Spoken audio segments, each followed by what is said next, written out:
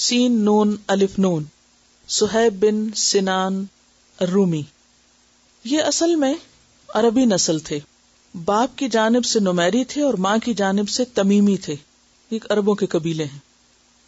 لیکن حضرت صہیب رومی اگر عربی تھے تو ان کو رومی کیوں کہا گیا اگر یہ اصلاً رومی نہ تھے؟ تو اس کی وجہ یہ تھی کہ جب یہ ابھی بچے ہی تھے تو ان کی والدہ جن کا نام سلمہ بنت قعید تھا، وہ اپنے خدام اور اپنے محافظوں کے ساتھ سیر و سیاحت کے لیے عراق کے ایک خوبصورت مقام ثنی یا سنی نام کی جگہ پر گئی. چونکہ ان کے والد بھی ایک بہت بڑی حیثیت میں تھے، ان کو نبی صلی اللہ علیہ وسلم کی بعثت سے 2 سال پہلے ابواللہ کا گورنر بنایا گیا تھا، یعنی ایک علاقے کا گورنر بنایا گیا تھا. اور اس دور میں عربوں کی تو اپنی حکومت نہیں تھی، 2 بڑی حکومتیں تھیں، ایران اور روم. تو وہ مختلف علاقوں پہ قبضہ کر کے تو وہاں اپنے نمائندے بھیج دیتے تھے، اور بعض اوقات اسی علاقے کے شخص کو وہاں پر کوئی بڑی پوسٹ دے دیا کرتے تھے. اس میں آپ دیکھیے کہ جیسے انڈو پاک میں انگریزوں کی حکومت رہی ہے تو گورنر کن کی طرف سے ہوتے تھے؟ انگریزوں کی طرف سے ہوتے تھے. اور بعض اوقات جو لوکل لوگ ہوتے تھے ان میں سے بھی وہ انہیں مختلف عہدے دے دیا کرتے تھے، اور ان کی سپورٹ سے اور اپنے لوگوں کی مدد سے ان علاقوں پر ان کا تسلط تھا جب کولونائز کیا گیا تھا مختلف علاقوں کو. بہرحال ان کے والد جو تھے وہ ایک اچھے انفلوئنشل انسان تھے، لیکن والدہ چونکہ ان کو لے گئی کہیں تو وہاں پر یلغار پڑی اور یہ وہاں پر قید ہو گئے. یعنی رومیوں کا ایک دستہ تھا جس نے آ کے اس قافلے کو لوٹ مار کی اور سب مال و متاع چھین لیا، اور بچے وغیرہ اور عورتیں جو تھیں ان کو قیدی بنا لیا. ان قیدیوں میں حضرت صہیب تھے. وہاں سے اغوا کر کے وہ انہیں روم لے گئے، کیونکہ رومی لوگ تھے بیسیکلی جو ڈاکو تھے، اور وہاں جا کر انہیں بیچ دیا. تو یہ بک گئے تھے جب ابھی بچے سے تھے، اور کہتے ہیں کہ بہت خوبصورت تھے. اور یہ پھر روم کے محلات میں جہاں اور بھی بے شمار ہزاروں کی تعداد میں غلام تھے، یہ بھی غلامی کی زندگی بسر کرنے لگے.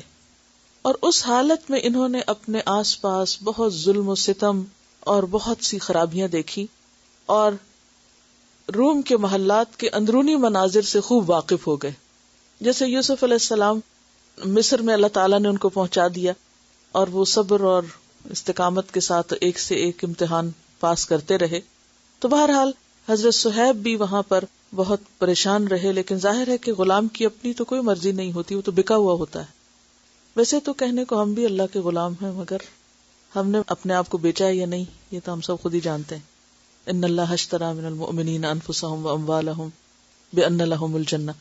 اینی ہاؤ اب ہوا یہ کہ وہاں پر چونکہ روم کا سرکاری مذہب جو تھا وہ عیسائیت تھی، تو وہاں روم کے ایک محل میں انہوں نے کسی عیسائی کاہن سے اور ان کے جو کوئی مذہبی لیڈر تھا ان سے سنا کہ عرب کی زمین پر ایک پیغمبر آنے والا ہے، اور وہ ایسا اور ایسا ہوگا. کیونکہ ان کی کتابوں میں آپ صلی اللہ علیہ وسلم کے بارے میں پیشن گوئیاں تو موجود تھی. تو صہیب جو تھے انتہائی ذہین تھے، اور ان کے دل میں ایک خواہش پیدا ہوئی اور ایک شوق پیدا ہوا کہ کاش میں بھی اس پیغمبر کو دیکھ سکوں. اب آپ دیکھیے کہ جب خاص طور پہ آپ کے چاروں طرف ظلم و ستم ہو رہا ہو اور ہر طرف ایک اندھیر ہو، اور اس میں پتہ چلے کہ ایک ایسا شخص آنے والا ہے جو انسانیت کا نجات دہندہ ہوگا، تو آپ کی کیفیت کیا ہو سکتی ہے؟ جبکہ آپ ایک حساس انسان ہو اور آپ ظلم و ستم ختم بھی کرنا چاہتے ہو، یقیناً آپ کا یہ شوق ہوگا کہ آپ بھی ایسے شخص سے جا ملیں اور آپ بھی اس کے مددگار بنے. بہرحال چونکہ ان کا بچپن وہاں گزرا تو یہ عربی بھول گئے، تو ان کو یہ احساس تو تھا کہ یہ عرب ہیں، لیکن عربی زبان ان کی ختم ہو گئی ایک طرح سے، کیونکہ روم کے اندر پلے بڑھے اور وہی زبان انہوں نے اڈاپٹ کر لی. اور اس کے بعد جب یہ عربی بولتے بھی تھے مکہ میں آ کے تو پوری طرح نہیں بول سکتے تھے. بہرحال وہاں انہوں نے بہت کچھ سیکھا بھی اور بہت کچھ سمجھا بھی. اور پھر ایک موقع پر بنو کلب کے کچھ لوگوں نے انہیں وہاں سے خریدا اور مکہ آ کے بیچ دیا. اور اس طرح ان کے دل کا وہ شوق اللہ نے پورا کرنا تھا اور ان کو مکہ میں آ کر رہنے کا موقع ملا. اور جب یہ مکہ میں آئے تو وہاں ایک بہت بڑے تاجر تھے عبداللہ بن جدعان. ان کے بارے میں آپ نے پڑھا ہوگا کہ بہت سے غلاموں کو انہوں نے آزاد کیا اور بہت ہی ایک طرح سے شریف انسان تھے مکہ کے. انہوں نے صہیب کو بھی اپنے ساتھ بزنس میں لگا لیا. تو بہت ذہین انسان تھے، تو بہت اچھی طرح ان کے ساتھ کام کیا اور بہت وہ خوش ہوئے، اور انہوں نے ان کو ایک طرح سے اپنا شریک کار بنا لیا. بہرحال ایک تجارتی سفر سے جب یہ مکہ واپس تشریف لائے تو انہیں پتہ چلا کہ آپ صلی اللہ علیہ وسلم جو ہیں وہ اس طرح اسلام کی باتیں بتا رہے ہیں، لیکن یہ وہ دور تھا کہ جب دین کی بات کرنا ایک جرم تھا. بہرحال چھپ چھپا کر انہوں نے حضرت عمار بن یاسر کے ہمراہ اسلام قبول کیا، اور اسلام قبول کرنے کے بعد جو قریش نے مختلف لوگوں پر ظلم و ستم کیے تو ان پر بھی بہت ظلم و ستم ہوئے، اور کہتے ہیں کہ ان کے اوپر گرم ریت ڈالا کرتے تھے. یہ گرم ریت میں ان کو لوٹ پوٹ کرتے، پانی میں غوطے دیتے، یعنی ان پہ جو آزمائشیں آئیں، یعنی صبر و برداشت آپ دیکھیں، پانی میں غوطے دیتے. شاور لیتے ہوئے کبھی تھوڑی دیر کے لیے منہ پہ زیادہ پانی آ جائے تو آپ کو یاد ہوگا کہ کتنی شدید تکلیف ہوتی ہے. پھر اسی طرح مار مار کے لہو لہان کر دیتے. بیسیکلی مکہ میں جو غلام لوگ تھے یا جو غلام آزاد بھی تھے، ان کو چونکہ قبیلے کی پناہ نہیں تھی تو ان پر بہت ظلم و ستم ہوتے تھے، لیکن ان کے دل میں ایسا سچا ایمان تھا کہ جتنے بھی ظلم و ستم ہوئے انہوں نے برداشت کیے، مگر دین کا راستہ نہیں چھوڑا. اس کے بعد نبی صلی اللہ علیہ وسلم جب ہر چیز کی ظلم کی انتہا ہو گئی تو آپ نے ہجرت کا ارادہ کیا. جب آپ ہجرت کر گئے تو حضرت صہیب جو تھے انہوں نے بھی سوچا کہ میں بھی اب ہجرت کر جاؤں، لیکن ہوا یہ کہ تجارت کرنے کی وجہ سے ان کے پاس کافی مال جمع ہو گیا. قریش کی نظر ان پہ تھی کہ یہ اگر ہجرت کر کے جائیں تو ان کا پیچھے سے ہم سامان لوٹیں، یا یہ ہے کہ ہم ان کو روک لیں. اور اب ہوا یہ کہ جب انہوں نے ہجرت کا ارادہ کیا تو ان کے اوپر پہرا ہوتا تھا، ان کو باقاعدہ واچ کیا جاتا تھا کہ کس وقت یہ نکلتے ہیں. جب یہ نکلنے لگے تو ان کے پیچھے لگ گئے قریش کے لوگ اور کہا کہ دیکھو، تم جب مکہ آئے تھے تو کنگال تھے، تمہارے پاس کچھ نہ تھا، یہاں ہمارے ملک میں رہ کر تم نے اتنا مال سمیٹا ہے، اب جب تک تم ہمیں وہ مال نہیں دیتے تو ہم تمہارا راستہ نہیں چھوڑتے. تو اس پر حضرت صہیب نے کہا تھا کہ میرا مال فلاں اور فلاں جگہ پر دفن ہے، بند ہے، تم میرا راستہ چھوڑ دو، اور تمہیں معلوم ہے کہ میں کیسا تیر انداز ہوں، اگر تم میرا راستہ روکو گے تو میں تمہیں تیر مار مار کے ختم کر دوں گا، اور اگر تم مال چاہتے ہو تو جاؤ اور فلاں جگہ سے میرا مال نکال لو اور میرا راستہ چھوڑ دو. بہرحال ان کا راستہ چھوڑ دیا گیا، یہ مدینہ پہنچ گئے اور ان کا مال سب لوٹ لیا گیا. اب آپ دیکھیے کہ کیا یہ بھی صبر نہیں کہ ایک انسان اپنی محنت اور کمائی سے سب کچھ بنائے اور وہ اس سے ظالمانہ طریقے سے لے لیا جائے، لیکن اسلام کی خاطر وہ سب کچھ چھوڑ دینے پر راضی ہو جائے. یعنی تو صبر کی ایک قسم یہ بھی ہے کہ انسان اپنے ہاتھ کی کمائی اور اپنی محنت کی کمائی کو صرف اللہ کی خاطر جانے دے یا گوارا کر لے اس کا نقصان، کیونکہ جب تک انسان دین کے راستے میں قربانی نہیں کرتا اس وقت تک اس کا ایمان سچا ثابت نہیں ہوتا. جب یہ سب کچھ قربان کر کے مدینہ پہنچے تو نبی صلی اللہ علیہ وسلم نے ان سے کہا کہ ابو یحییٰ، تم نے نفع کا سودا کیا، تمہاری تجارت کامیاب ہوئی، یعنی جو کچھ تم کر آئے ہو، یعنی خزانہ اپنا دے آئے ہو، تو تمہیں کچھ نقصان نہیں ہوا، تمہیں اس سے فائدہ ہی ہوگا. اور جب یہ وادی قباء میں پہنچے تو آپ صلی اللہ علیہ وسلم وہاں موجود تھے اور بہت اچھی طرح آپ نے ان کا استقبال کیا اور بہت خوشی سے ان کو ویلکم کیا، اور یہ جملہ 3 بار دہرایا. کیا؟ ابو یحییٰ سودا نفع بخش رہا، ابو یحییٰ سودا نفع بخش رہا. یعنی جو تجارت تم اللہ سے چکا آئے ہو کہ سب کچھ دنیا دے کر تم نے دین کا انتخاب کیا اور تم مدینہ پہنچ گئے، یہ معمولی سودا نہیں، بہت بڑی چیز ہے. بہرحال اس سے حضرت صہیب اپنے سارے غم بھول گئے. اور ایک بہت خوبصورت بات جو ملتی ہے ہمیں ان سارے صحابہ کی زندگی میں، حضرت ام سلمہ کا آپ نے واقعہ سنا حضرت صہیب کے بارے میں، کہ یہ اتنی قربانیاں کرنے کے بعد کہیں اپنے دکھوں کی شکایت یا تبصرہ کرتے ہوئے نہیں ملتے.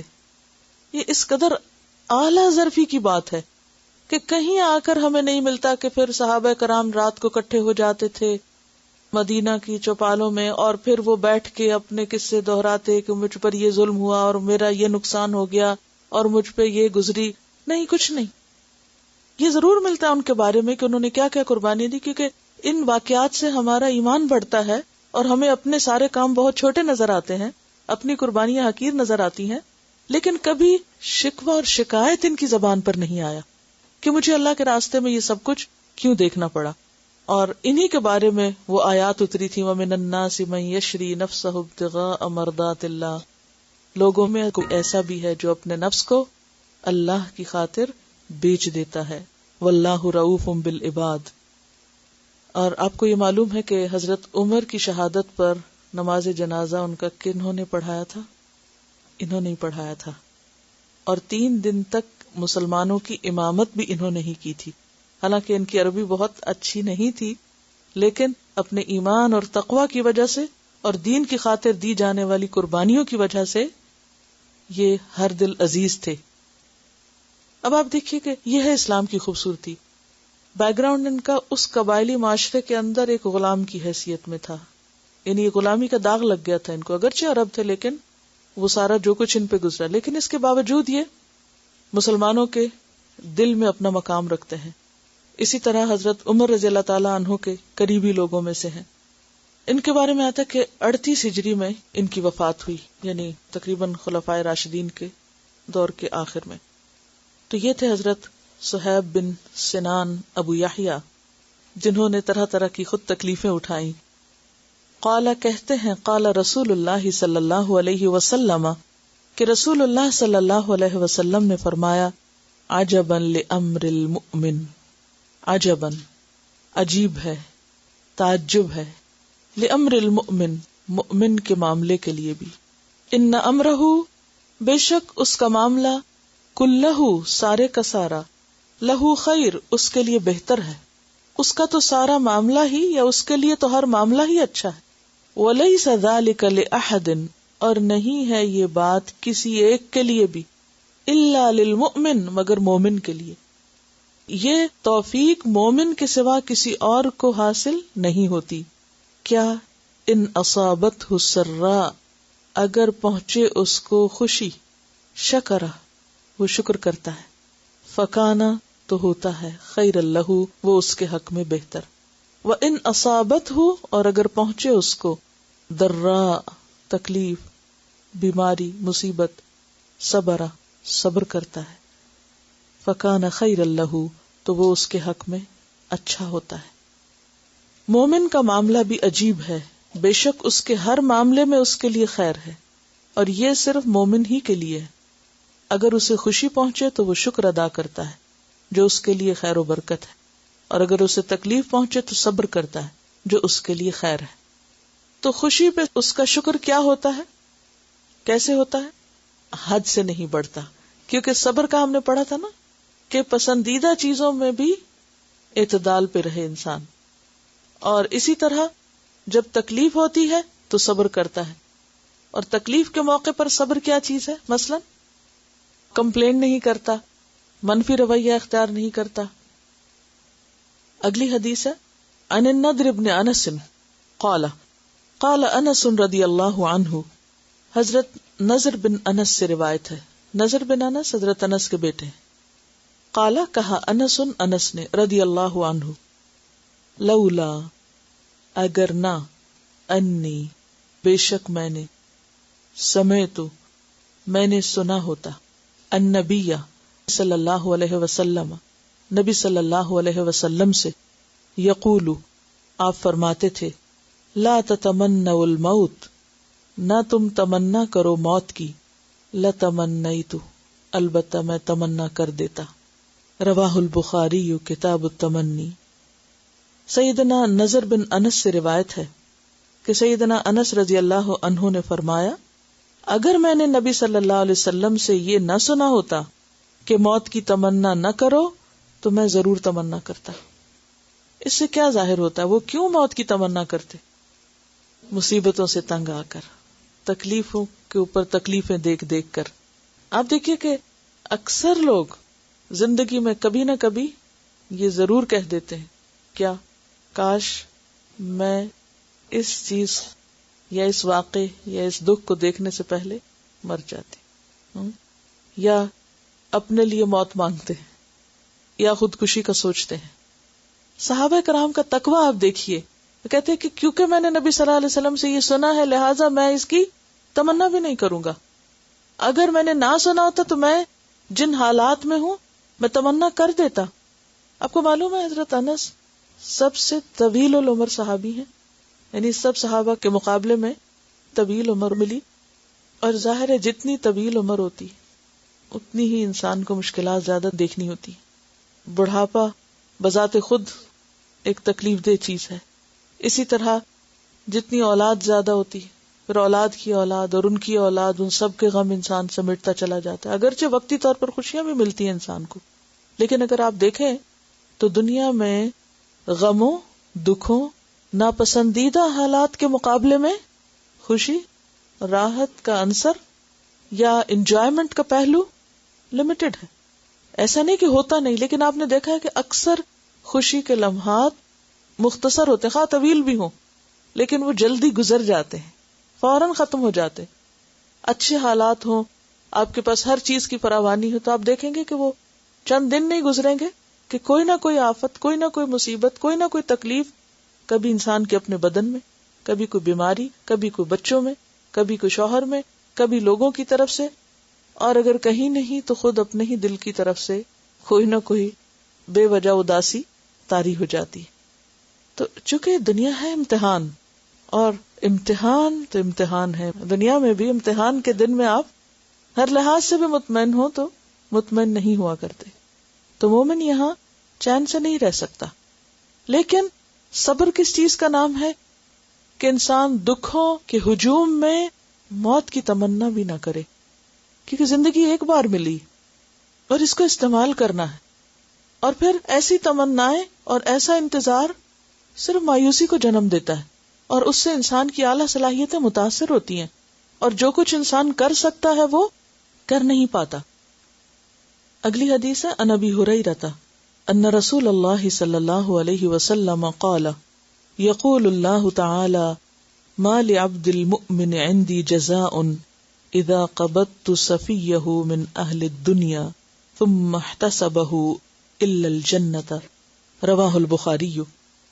عن ابی ہریرہ، ابو ہریرہ رضی اللہ عنہ سے روایت، ان رسول اللہ صلی اللہ علیہ وسلم قال کہ رسول اللہ صلی اللہ علیہ وسلم نے فرمایا، یقول اللہ تعالی، اللہ تعالی فرماتا ہے، ما لعبد المؤمن، نہیں میرے مومن بندے کے لیے، عندی میرے پاس، جزاء کوئی بدلہ، اذا جب، قبضت میں قبض کر لیتا ہوں، صفیہ اس کی پسندیدہ چیز کو، من اہل الدنیا دنیا والوں میں سے، ثم احتسبہ پھر وہ اس پر اجر کی نیت سے صبر کر لیتا ہے، الا الجنۃ مگر جنت. سیدنا ابو ہریرہ رضی اللہ تعالی عنہ سے روایت ہے کہ رسول اللہ صلی اللہ علیہ وسلم نے فرمایا کہ اللہ تعالیٰ فرماتا ہے کہ میرے اس مومن بندے کا جس کا میں کوئی عزیز دنیا سے اٹھا لوں، کوئی پیارا، کوئی چنا ہوا، اور وہ اس پر ثواب کی نیت سے صبر کر لے، تو اس کا بدلہ میرے ہاں جنت کے سوا اور کچھ نہیں. پیاری ترین چیزوں میں انسان کے قریبی رشتہ دار بھی ہو سکتے ہیں، دوست ہو سکتے ہیں، ماں باپ ہو سکتے ہیں، کوئی ایسا انسان ہو سکتا ہے جس سے وہ اللہ کی خاطر محبت کرتا ہے. اگر ایسے کسی بھی محبوب انسان کی وفات ہو جاتی ہے، اور انسان کے لیے عموماً سب سے زیادہ پیاری چیز اس کی اولاد ہوتی ہے، اگر ان میں سے کوئی چیز اللہ تعالیٰ واپس لے لیتا ہے اور وہ اس پہ صبر کر جاتا ہے، یعنی اللہ سے شکوہ نہیں کرتا، غم کو طول نہیں دیتا اس طریقے پر کہ وہ ناراضگی اور ایک مایوسی کا سمبل بن جائے، تو اللہ تعالیٰ اس کے بدلے میں اس کے لیے کیا فرماتے ہیں کہ جنت کے سوا اور کچھ نہیں، یعنی جنت ہی ان کا بدلہ ہے. اور انشاءاللہ اختتام پر آپ کو آیات سناؤں گی جن میں یہی کانسیپٹ ہے کہ صبر کا بدلہ جنت ہے. وَجَزَاهُمْ بِمَا صَبَرُوا جَنَّةً وَحَرِيرًا، کہ ان کے صبر کا بدلہ جنت اور ریشم. کیونکہ صبر اگرچہ کڑوا ہے، مشکل ترین ہے، لیکن اس کا بدلہ سب سے بہترین ہے. عن ثابت قال سمعت انسا رضی اللہ عنہ عن النبی صلی اللہ علیہ وسلم قال الصبر عند الصدمة الأولى. رواہ البخاری. عن ثابت، حضرت ثابت سے روایت ہے، قال کہا، سمعت میں نے سنا، انسن انس سے رضی اللہ عنہ، ان النبی نبی صلی اللہ علیہ وسلم سے، قال کہا، الصبر صبر عند الصدمۃ الاولی پہلے صدمے کے وقت ہوتا ہے یا صدمے کے آغاز میں ہوتا ہے۔ سیدنا انس رضی اللہ تعالی عنہ سے روایت ہے کہ رسول اللہ صلی اللہ علیہ وسلم نے فرمایا، صبر صدمے کے آغاز میں ہوتا ہے، یعنی جب چوٹ لگتی ہے اس وقت انسان کا ریئیکشن کیا ہوتا ہے، اس کا نام صبر ہے۔ کیوں اس کا نام کیوں صبر ہے؟ آپ نے دیکھا ہوگا کہ جب کوئی چوٹ لگتی ہے تو اس وقت شدید درد ہوتا ہے، پھر آہستہ آہستہ آہستہ آہستہ درد کم ہو جاتا ہے۔ اسی طرح جسمانی تکلیف ہو یا روحانی، کسی انسان کی طرف سے کوئی بات ہو یا کسی بھی قسم کا انسان کو کوئی دکھ یا صدمہ پہنچے تو ابتدا میں کیا ہوتا ہے کہ انسان کو شدید تکلیف ہوتی ہے، پھر وقت کے ساتھ ساتھ کم ہوتی جاتی۔ اگر اس شدید تکلیف کے وقت انسان اپنے آپ کو روک لیتا ہے نیگیٹو ریئیکشن سے، جوابی کاروائی سے، تو وہ اس کا صبر لکھ لیا جاتا ہے اور اسی کا اجر محفوظ کیا جاتا ہے۔ اور اس موقع پر کیا پڑھنے کو کہا گیا؟ انا للہ و انا الیہ راجعون، خواہ ایک چراغ ہی کیوں نہ بجھے۔ آپ نے چراغ کے بجھنے پر بھی تو انا للہ پڑھا نا۔ تو آپ سے پوچھا گیا تو آپ نے فرمایا کہ مومن کے لیے یہ بھی تو ایک تکلیف ہے، یہ بھی تو ایک غم ہے کہ لائٹ چلی جاتی ہے یا کوئی بھی کام کی چیز آپ کی خراب ہو جاتی ہے یا عین وقت پر آپ کا ساتھ چھوڑ دیتی ہے، مثلا گاڑی چلنے سے انکار کر دیتی ہے، آپ کو ضروری کہیں پہنچنا ہے اور آپ باہر نکلتے ہیں اور گاڑی سٹارٹ ہی نہیں ہو رہی، تب آپ کا ریئیکشن کیا ہوتا ہے؟ تو یعنی کچھ نہ کچھ ہم ضرور بولتے ہیں، کسی نہ کسی طرح ضرور ریئیکٹ کرتے ہیں، حالانکہ ہوتا کیا ہے، اس سے گاڑی کو تو کوئی اثر نہیں ہوتا، گاڑی کو تو کچھ سنائی بھی نہیں دیتا، ہم خود کو خود ہی سنا دیتے ہیں اور لکھوا دیتے ہیں اپنے آس پاس کے فرشتوں کو، اور پھر اس کے بعد وہ ہمیشہ کے لیے لکھا جاتا ہے اور محفوظ ہو جاتا ہے۔ تو بات یہ ہے کہ صبر صدمے کے آغاز میں ہے۔ پہلی چوٹ کے وقت ریئیکشن کیا تھا، اس کے بعد اس نے سمجھایا، اس نے پکڑا، اس نے ٹھنڈا کیا، اس نے جن قابو کیا، اب صبر آ گیا۔ اب یہ صبر نہیں ہے، یہ تو کیا ہے، ایک نیچرل پروسیس ہے جو اختتام پذیر ہو جائے گا۔ بہرحال ہوم ورک ہے آپ کے لیے، اپنے اس ہفتے میں پہنچنے والے کسی بھی ناپسندیدہ کام، تکلیف دہ چیز، دکھ دینے والی چیز پر پہلا ریئیکشن نوٹ کرنا، اپنا پہلا ریئیکشن نوٹ کرنا، کسی بھی انتہائی تکلیف دہ، ناگوار، ناپسندیدہ چیز پر انسٹنٹ اور فرسٹ ریئیکشن اپنا نوٹ کرنا ہے، ٹھیک ہے؟ اور یہ آپ کی اپنی ڈائری پر ہی آپ نوٹ کریں گے اور اس پر اپنے آپ کو آپ واچ کریں گے، کیونکہ یہ حدیث اگر آپ یاد کر لینا، کیونکہ یہی آپ کا ہوم ورک ہے۔ بہت سے لوگوں کو جب کہتے ہیں نا صبر کرو صبر، اس وقت نہیں مانتے، پھر کچھ دن کے بعد پوچھتے ہیں کیا حالت، کہتے ہیں صبر آ ہی گیا ہے، اب تو بہت صبر آ گیا ہے، اب تو سب صبر کرنے لگ گئے۔ یہ صبر نہیں ہے، یہ دھوکا ہے اپنے آپ کو۔ شروع میں تو کچھ سننے کو تیار نہیں، تو ناراض ہوتے ہیں۔ تو اصل صبر کیا ہے؟ صدمے کے آغاز میں فرسٹ ریئیکشن، انسٹنٹ ریئیکشن، پہلا ریئیکشن، اس وقت کیا کیا، ٹھیک ہے؟ یہ نوٹ کرنا ہے۔ اگر آپ اس میں کامیاب ہو جاتے ہیں نا تو سمجھے کہ آپ کو صبر کرنا آ گیا۔ ایک حصہ تو آپ نوٹ کریں گے، لیکن باقی اوور آل کیا دیکھیں گے کہ اوور آل کیفیت کیا رہی، کتنی دفعہ ہار گئے، کتنی دفعہ مار کھا گئے، یعنی اپنے آپ سے خود ہی نقصان کر گئے۔ تو چلیے میں اس حدیث کو آپ کو 2-3 دفعہ دہروا دیتی ہوں تاکہ آپ صحیح پروننسیشن کے ساتھ عربی کو یاد کر سکیں۔ عن ثابت قال سمعت انسا رضی اللہ عنہ عن النبی صلی اللہ علیہ وسلم قال الصبر عند الصدمة الأولى الصبر عند الصدمة الأولى الصبر عند الصدمة الأولى رواہ البخاری۔ ٹھیک ہے، مومن کیسا ہوتا ہے؟ پہلے دن بتایا تھا میں نے آپ کو، مومن کیسا ہوتا ہے۔ حدیث کیا تھی کہ مومن کھیتی کی طرح ہوتا ہے جس کو ہوائیں دائیں بائیں گراتی رہتی ہیں، کبھی ادھر لیٹ جاتا ہے سبزہ، کبھی ادھر لیٹ جاتا ہے، اور منافق صنوبر کی درخت کی طرح ہوتا ہے جو جھکتا نہیں مگر اکھاڑ دیا جاتا ہے. منافق صنوبر کی درخت کی طرح ہوتا ہے جس کو عام چھوٹی موٹی ہوائیں نہیں ہلاتی، وہ اپنی جگہ ڈٹا رہتا ہے، نہیں چینج کرتا اپنے آپ کو، اور بالآخر کیا ہوتا ہے، کوئی بڑا طوفان آتا تو اکھاڑ دیا جاتا ہے.